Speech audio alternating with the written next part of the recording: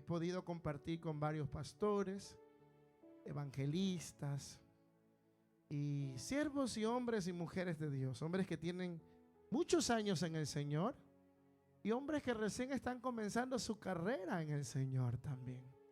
Y en mi peregrinaje espiritual, dos fuentes han configurado algo, Carlos, que a gran medida y sigue dando forma a, creo que a mi propia vida y a cada uno de nosotros nos dan forma. ¿Por qué? Porque una vida de oración sin escritura es una vida inmadura. Y cuando me siento a conversar con grandes hombres de Dios, y en alguna ocasión Claudio Freyson llegó a mi país, estábamos de Ujieres en esa época, le estoy hablando hace unos 15, 17 años atrás. Yo era un adolescente en un estadio y estaba justamente, me tocó servir en el escenario en la parte de adentro. Y le preguntaron a Claudio, le dijeron: Pastor Claudio, ¿cuál es el secreto para ver una iglesia de avivamiento? Y no le dijo una vida doblegada en rodillas tan solo. Él dijo una vida en obediencia a las escrituras. Y esas palabras retumbaron mi corazón, porque de nada sirve hacer ruido si no tienes algo por dentro. Y reitero, en esta vida de peregrinaje, muchos hoy en día tenemos aquello. La menos autoritativa de estas dos fuentes ha sido el consejo. Diga conmigo: consejo, sabiduría. Entonces, hoy quiero enseñarles a la luz de la palabra 8 cosas que a mí como pastor me ha ayudado. Y que yo no sé si a usted le ha pasado, pero cuando usted comienza a orar, muchos, a mí me ha pasado, que quizás comenzamos en enero bien, ¿verdad, reverenda? Y estamos en enero gozosos, los 30 días de oración, Claudio. Pero llegó febrero y algo hizo que te detengas en tu vida de oración. Yo no sé si a usted le pasa, pero a mí sí me ha pasado. A mí me ha pasado que muchas veces entro a leer la Biblia y de repente me olvidé. Pasaron los días y sentí que estaba haciendo un estudio de Génesis y de repente pasaron los meses y me encuentro con el capítulo 3 de Génesis, Claudio. Porque muchas veces anhelamos tanto la parte emocional, pero no anhelamos tener un diálogo con Dios. Y un diálogo nos va a costar. Escuché a alguien decir en estos días: al que más se le da, más se le exige. Voy a volver a repetir esto. Al que más se le da, más se le exige. Y usted y yo tenemos algo que se nos ha sido entregado. Diga conmigo: y es la gracia. Voy a volver, dígalo conmigo: es la gracia. Entonces, usted y yo portamos algo que no todo el mundo lo tiene, que es la gracia de Dios sobre nosotros. Por eso usted tiene que valorar y primar esa gracia que está en usted. Confieso, y mientras escribía esto, confieso que muchas veces como pastor, en nuestra debilidad, queremos hacer las cosas en nuestras fuerzas. Y creo que no soy el único que se identifica, porque todos los que estamos aquí sentados, muchas veces nos hemos querido mover en las fuerzas humanas, mas no en las fuerzas que vienen de Dios. Y mientras preparaba este mensaje se me venía la historia de Moisés. ¿Cuántos han escuchado de Moisés? Creo que todos los que estamos aquí hemos escuchado de Moisés. Y dice en la Biblia que cuando iba a la guerra Moisés junto a su pueblo, que era inexperto en la guerra, ¿qué dice? Que Moisés, ¿qué cosa? Levantaba las manos y el pueblo vencía. Pero Carlos, me asombra que en la historia hubieron 2 personas que levantaban las manos de Moisés. Y es que uno no puede levantar sus manos solo. Alguien tiene que levantar tus manos para poder vencer. Por eso, cuán importante son los servicios de oración. Cuán importante es llegar a estos servicios, porque los dominicales son buenos, los de los viernes son buenos, pero estos servicios son en el que yo levanto las manos de mi hermano para poder vencer en el nombre de Jesús. Y entre estas lecciones que muchos hombres de Dios han podido sembrar en mi vida, he sacado 8. Número 1, muchas veces no oramos porque no planificamos el orar. ¿Usted se ha dado cuenta que planificamos todo? Planificamos a qué hora tengo que levantarme para ir a trabajar. Planificamos a qué hora tengo que llegar a mi trabajo, porque sabemos qué cosa, que si llego tarde, ¿qué pasa? Me multan, me descuentan. Y cuando nos tocan el bolsillo los cristianos, ahí hasta el espíritu salta para arriba, ¿verdad? Pero no planificamos. Y el problema de los creyentes que no han entrado a una madurez es que la falta de planificación hace que nosotros no veamos a Dios. La palabra del Señor nos dice, y yo quiero que usted vaya conmigo a la palabra de Dios. Dice el Salmo 5:3. Vaya conmigo, Salmos capítulo 5, verso 3. El texto declara, aleluya. ¿Está usted aquí o está pensando en su cama? Diga conmigo, Salmo 5:3. ¿Qué dice el Salmo 5:3? Dice de la siguiente manera: oh Jehová, de mañana oirás mi voz, y de mañana me presentaré delante de ti. ¿Y qué dice? Y esperaré. El salmista está siendo claro en algo. Si usted lee el contexto de ese capítulo, el salmista está pidiendo protección. Y algo que me asombra cuando el salmista pide su protección es que en el verso 1 dice: escucha, oh Jehová, mis palabras. Considera qué cosa, mi gemir. Está atento a la voz de mi clamor, Rey mío y Dios mío, porque a ti oraré. Está haciendo qué cosa, una declaración. Y en esa declaración él está reconociendo que Dios puede hacer todo. Pero en su declaración, hay gente que se queda en la declaración pero no actúa. Entonces el salmista no se quedó tan solo en el decir: sí, Señor, la Biblia dice en Hebreos 11:1, después la fe, la certeza de lo que se espera y la convicción de lo que no se ve. No, en la declaración del salmista él dice y se propone, dice: oh Jehová. Usted nota que hay una coma. Y dice: de mañana oirás mi voz. Diga conmigo, planificación. Si usted no planifica cuándo Dios va a escuchar su voz, Dios nunca lo escuchará. Porque amo lo que el Señor nos enseña. Dios nos enseña en el libro de Salmos capítulo 5 que más allá de tener una declaración religiosa, tenemos que actuar también a través de la oración.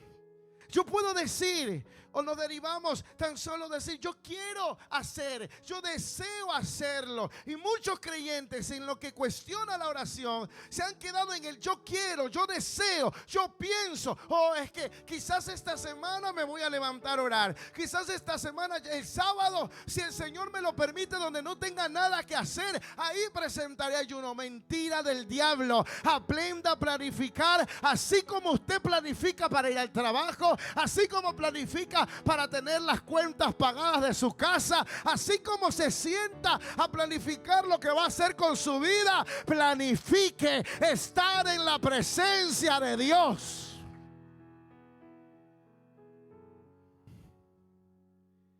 Y la planificación deriva una palabra, diga conmigo, esfuerzo. Esfuerzo. Sin esfuerzo no hay planificación. ¿Cuántos quieren irse de vacaciones? Todos, ¿verdad?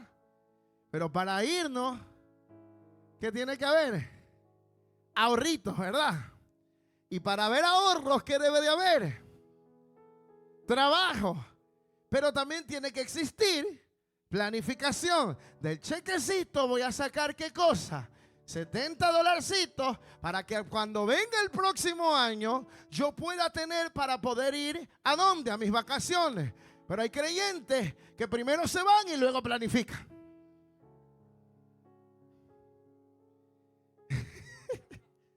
Y entonces usted ve las tarjetas de crédito explotadas.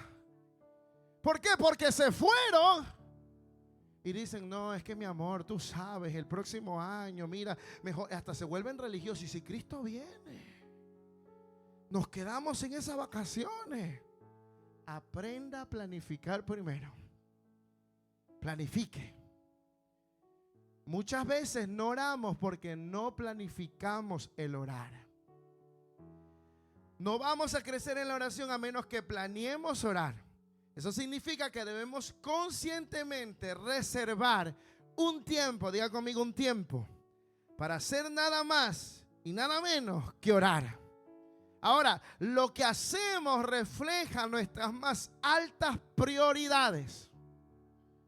Si usted da prioridad a la oración, usted entenderá que esa es una de sus altas prioridades. Entonces aquí viene un question mark. ¿Cuál es su prioridad más alta? Su prioridad más alta, ¿dónde está? Por eso el proverbista dijo, sobre toda cosa guardada, guarda tu corazón, porque donde está tu corazón, está tu prioridad. ¿Cuál es tu prioridad? Hermano, si no planificamos, entendemos que no hay prioridad en nuestras vidas. Eso significa que podemos proclamar, escuchen, nuestro compromiso con la oración de sol a sol. No necesita ser en las mañanas. Si usted quiere hacerlo en la tarde, quiere hacerlo en la noche, quiere hacerlo en la madrugada, pero ore. Presente sacrificio. Si usted se duerme cuando está arrodillado, párese y camine y ore. Si usted no encuentra orar en su casa, salga y corra en el parque y ore.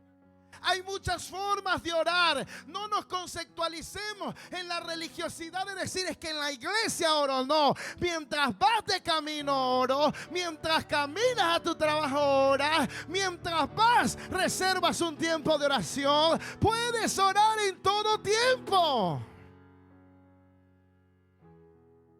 Entonces planifiquemos.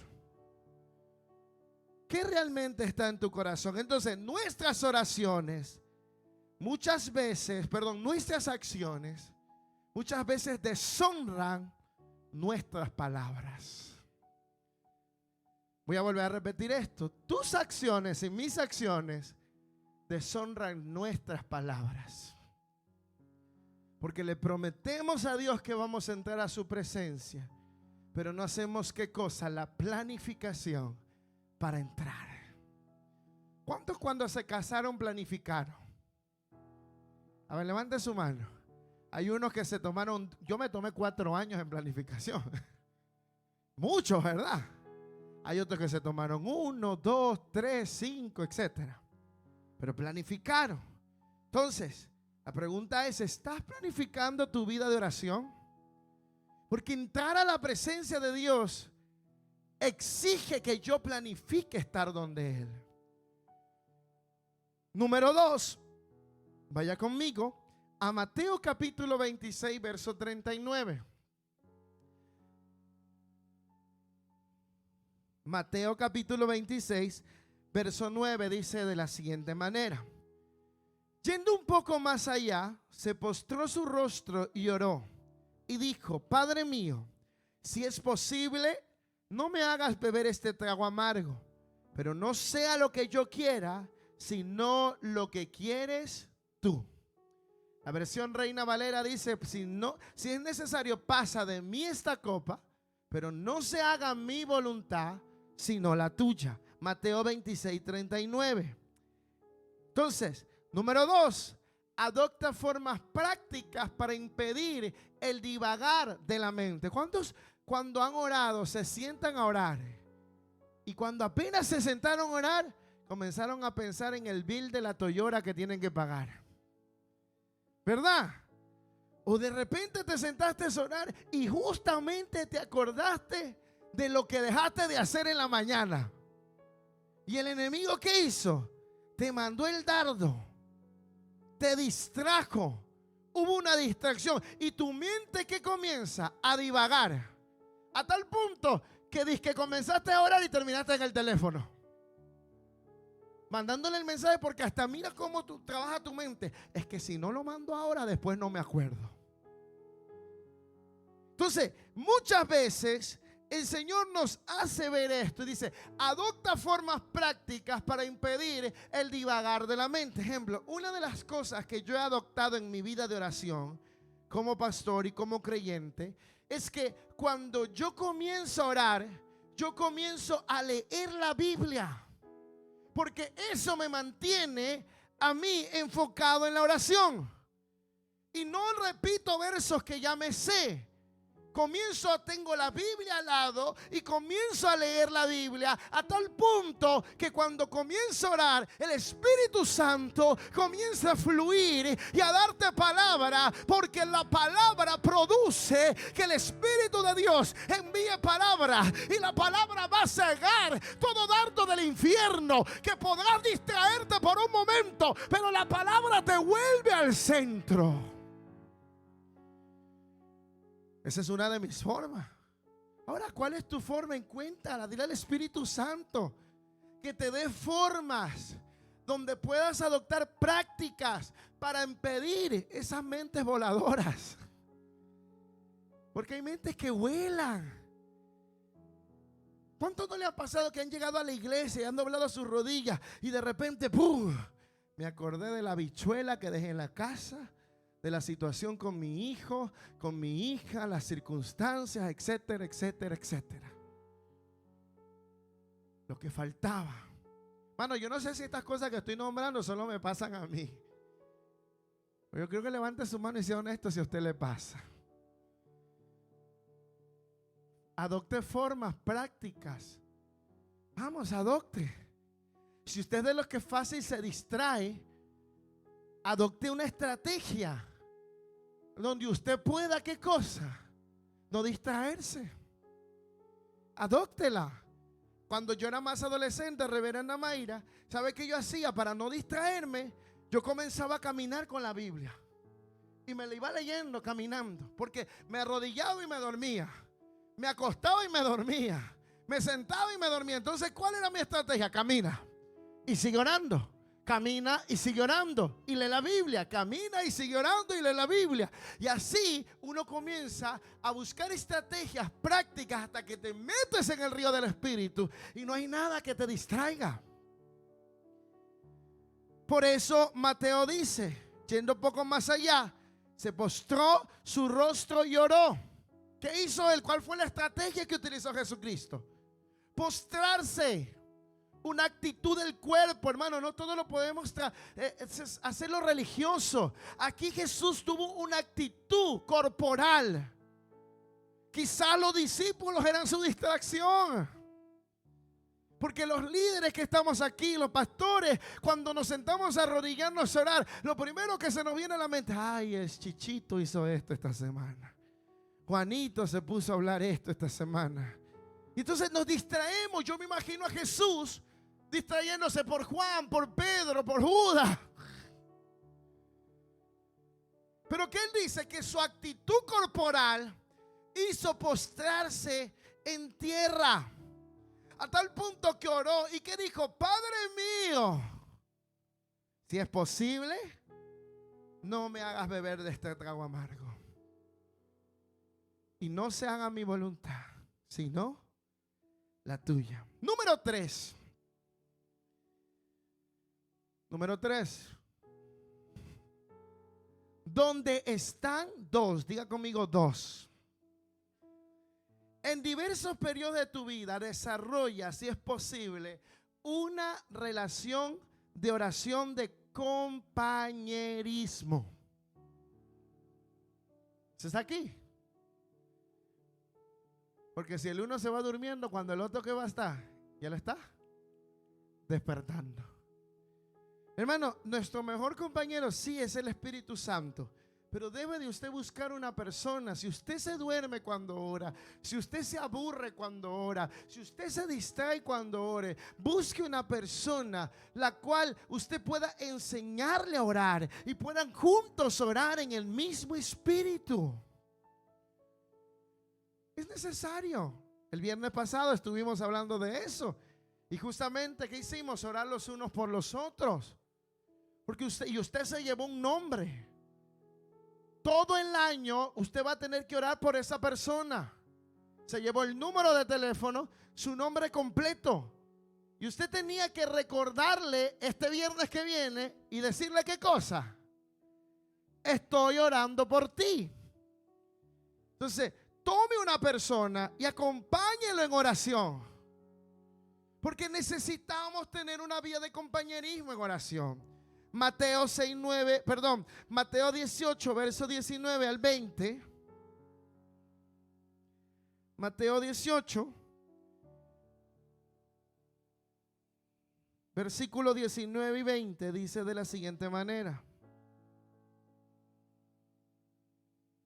otra vez os digo que si dos de vosotros se pusieren de acuerdo en la tierra acerca de cualquier cosa que pidieren, les será hecho por mi Padre que está en los cielos. ¿Cuántos dicen gloria a Dios? Porque donde están dos o tres congregados en mi nombre, allí estoy yo en medio de ellos. ¿Cuántos dicen gloria a Dios? Por eso estos servicios son importantes. Porque aquí habemos más de cuánto. ¿Y qué dice la Biblia? Que donde están dos o tres en su nombre, allí está Él. Y Él está aquí hoy. Él está en medio de nosotros. Matrimonios, construyan esa vida de oración. Familia, construyan esa vida de oración. Porque eso nos ayuda a vencer en el día malo. Número 4. Ponme 4. Elige modelos. Diga conmigo modelos. Pero elígelos bien. Porque hay gente que coge a personas de ejemplo que no tienen una vida de integridad. Mire quién es esa persona que usted asimila y dice, oh, esa persona tiene el Espíritu Santo. Mire lo que dice, nuestro mayor modelo a seguir se llama Jesús. Y Jesús dijo en Mateo capítulo 6, versículo del 9 al 13. Si usted lo quiere leer conmigo, Mateo capítulo 6, versículo del 9 al 13, declara y dice de la siguiente manera: vosotros pues oraréis así: Padre nuestro que estás en los cielos, santificado sea tu nombre, venga tu reino, hágase tu voluntad como en el cielo, así también en la tierra. El pan nuestro de cada día, dánoslo hoy, y perdona nuestras deudas como también nosotros perdonamos a los que nos ofenden, a nuestros deudores. Y no nos metas en tentación, mas líbranos del mal, porque tuyo es el reino y el poder y la gloria por todos los siglos. ¿Qué dice? ¿Cuál es nuestro mayor modelo de oración? Se llama Jesucristo. Ahora, no es malo que usted tenga un modelo de oración aquí en la tierra, una persona al cual usted pueda identificar y decir, es que esa persona es un hombre de Dios, es una mujer de Dios, es alguien que me inspira a orar. Téngalo, pero que esa persona realmente sea una persona guiada por el Espíritu Santo. Hermano, necesitamos encontrar esas personas.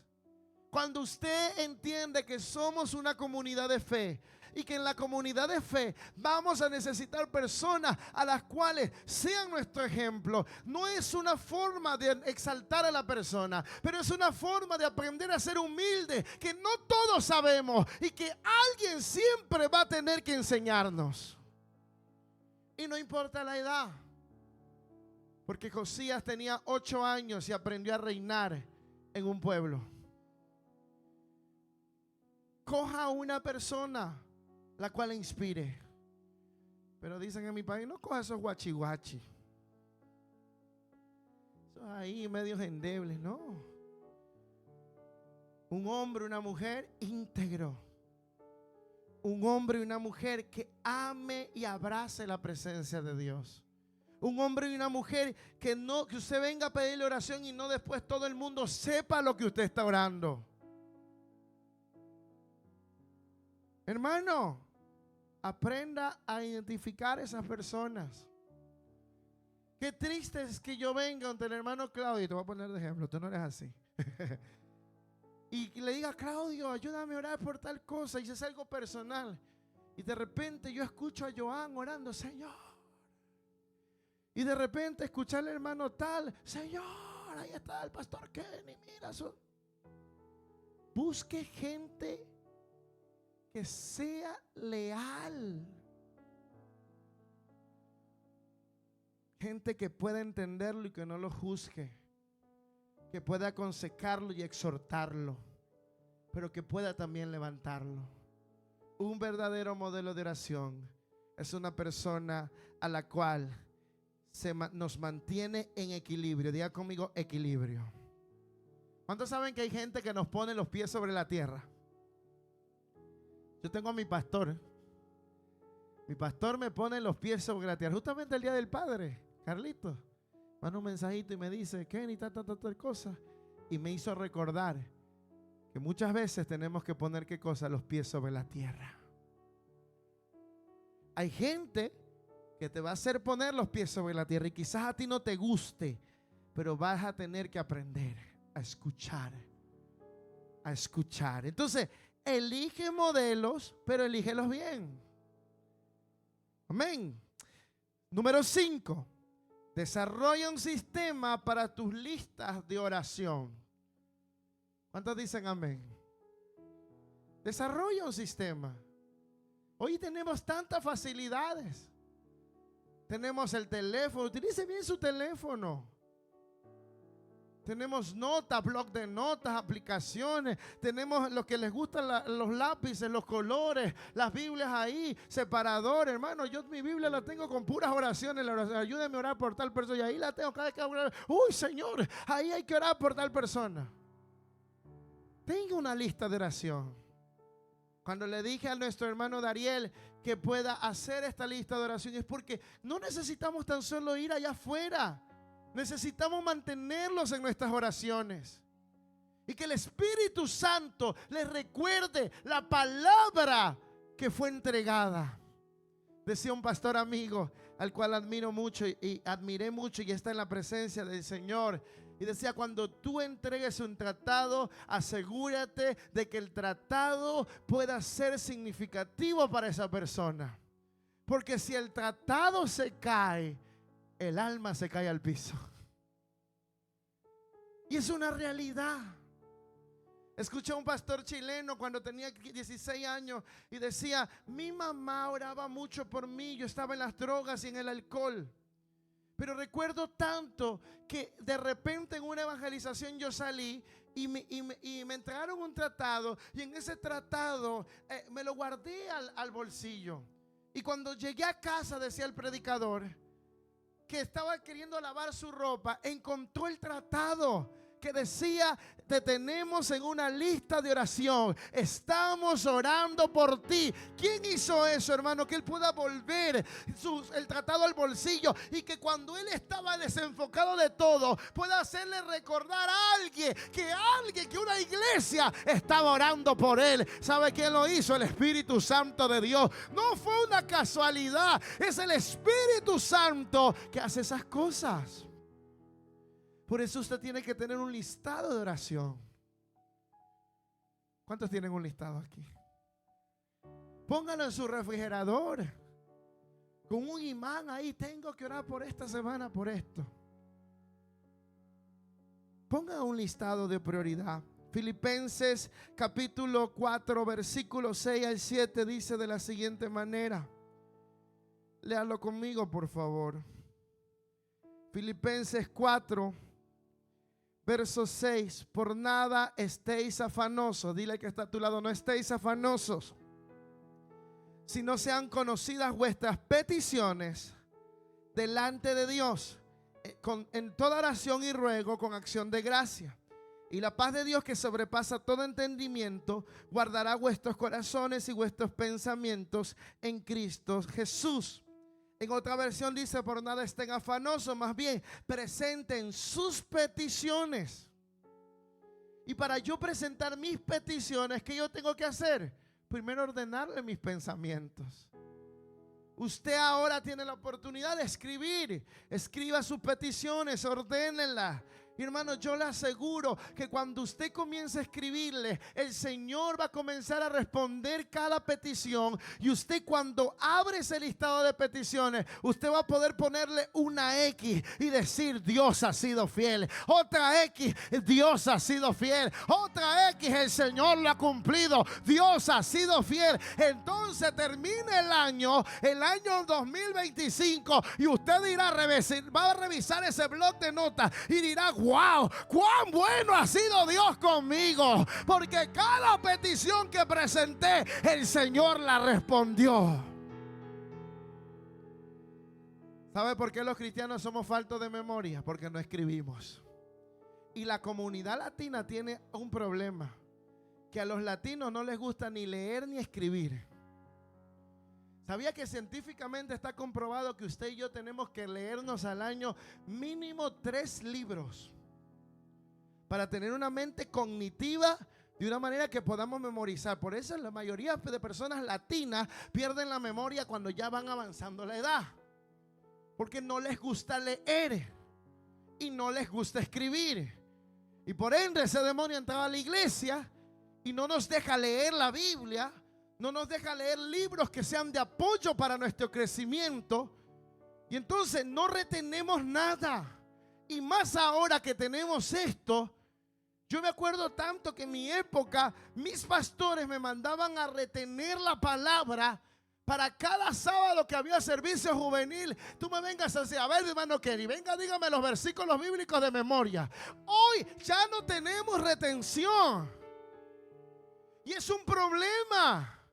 Porque cuando vienen los momentos difíciles, usted no puede defenderse con nada ante las acechanzas del diablo. Entonces estamos criando a una generación de cristianos, y no digo de jóvenes, de cristianos, porque aquí están envueltos adultos, ancianos, jóvenes, niños, que no tienen sus neuronas espirituales activas. Y no quise decirlo de la otra manera porque pues se me ofende. Pero es una realidad. Utilice Google bien y vaya, averigüe. Entre usted más lee, es imposible de que usted de anciano pueda perder la memoria. Entre más escriba, es imposible que usted cuando esté anciano pierda la memoria.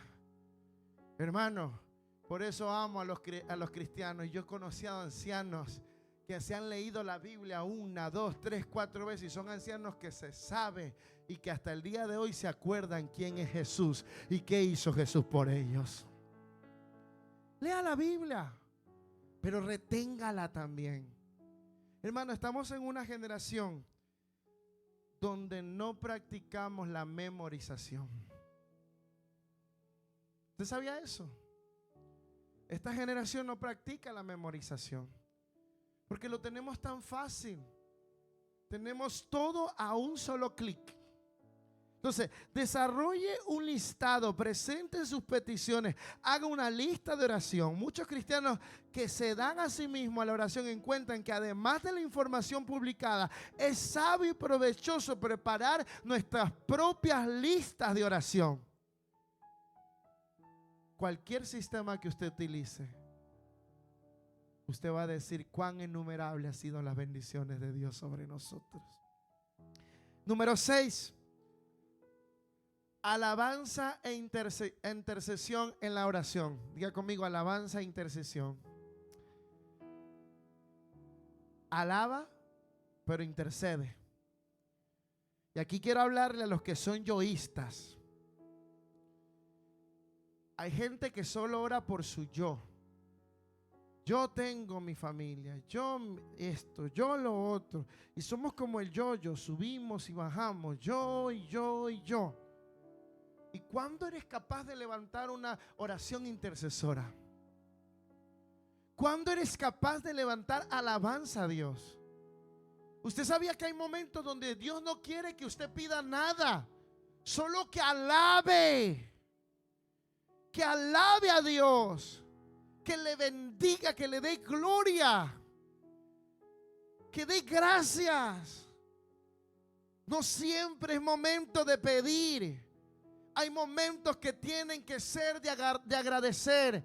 No siempre es momento de querer pelear con el diablo, porque yo conozco gente que le gusta solo pasar peleando con Satanás. Hermano, hay tiempo para todo. Eclesiastés dice: para todo tiene su tiempo debajo del cielo.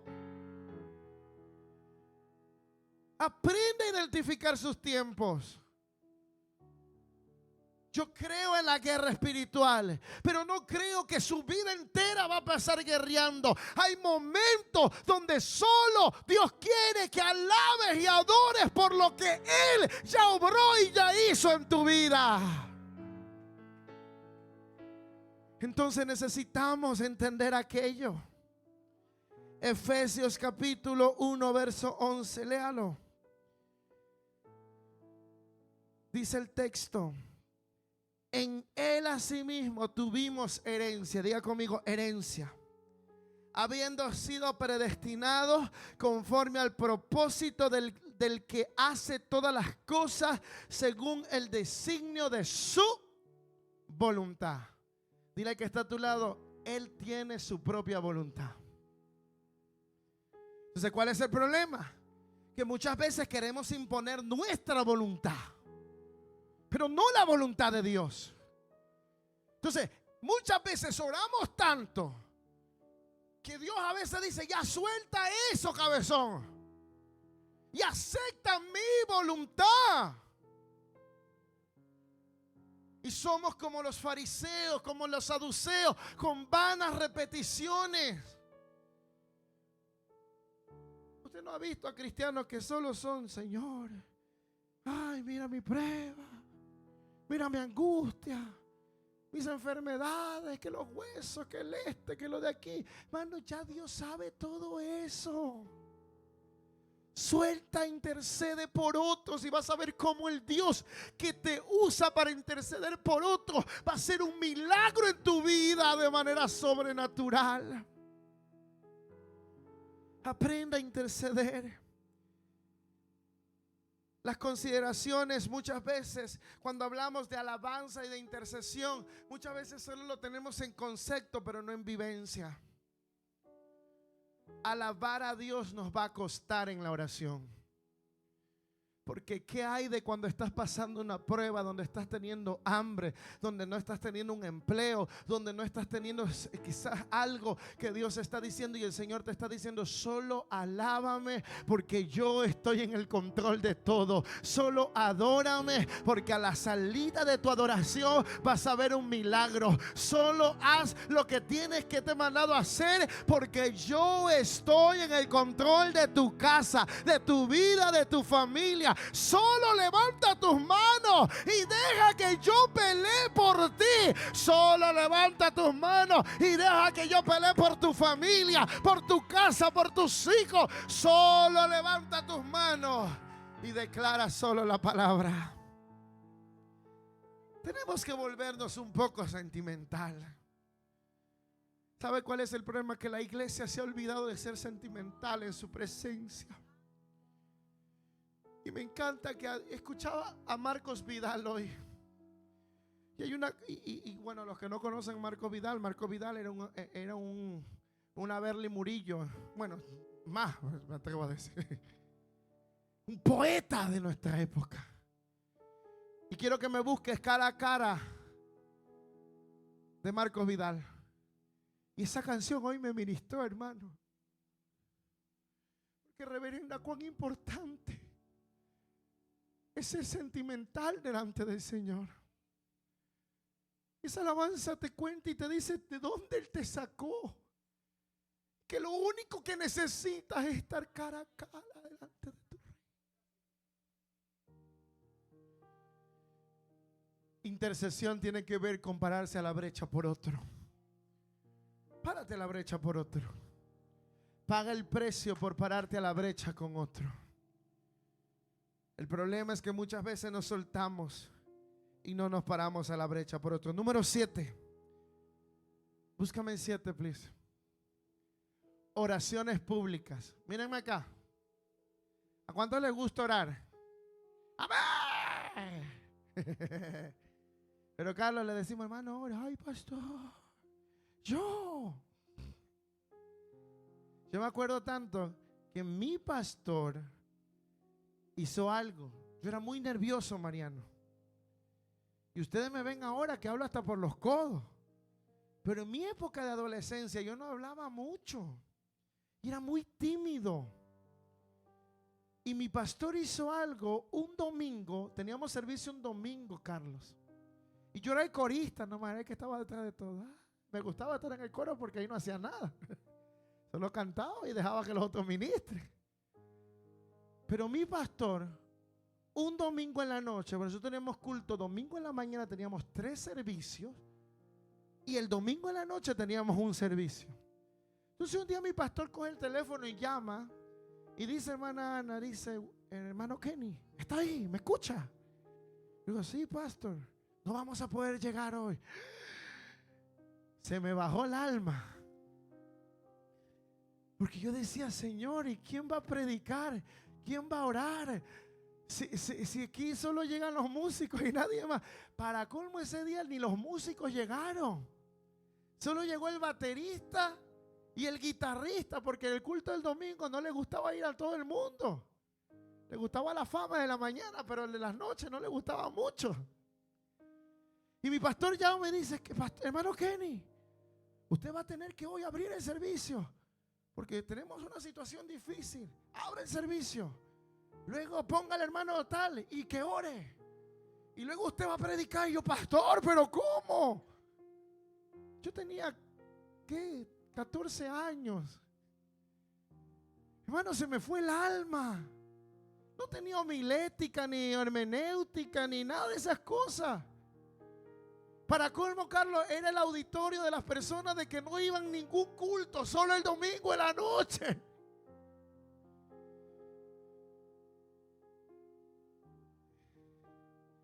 Y una vez mi pastor, después de que fue el desafío y me pusieron a predicar, y lo prediqué, no sé cómo lo hice. No había en redes sociales en esa época.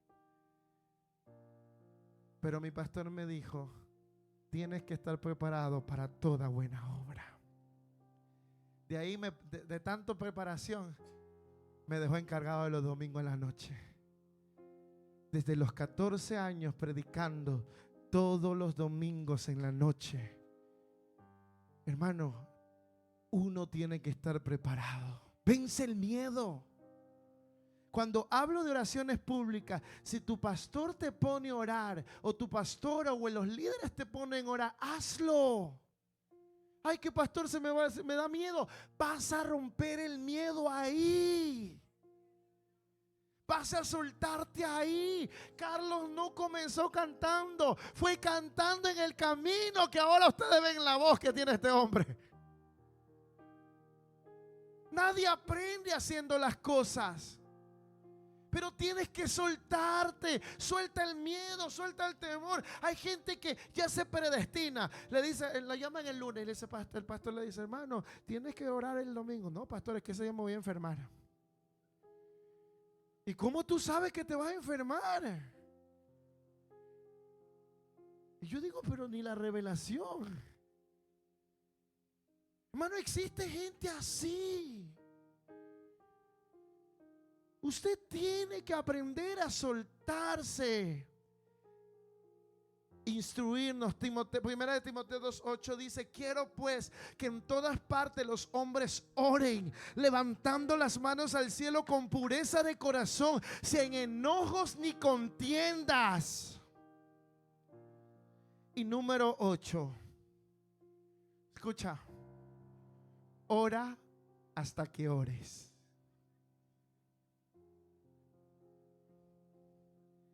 Ora hasta que ores.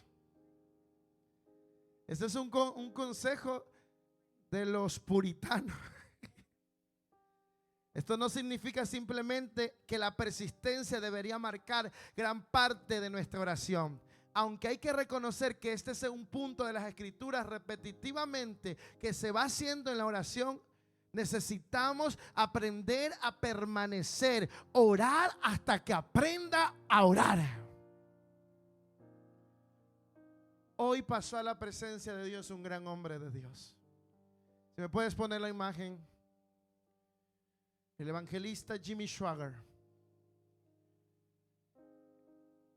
Yo no sé cuántos fueron bendecidos por sus prédicas, pero yo no lo alcancé en sus épocas vivas, pero me fue edificado de sus prédicas de videos. Y él dijo algo que quiero terminar diciendo. Una vida de rodillas nos hace practicar y desarrollar un espíritu de oración. Voy a volver a repetir esto. Una vida de rodillas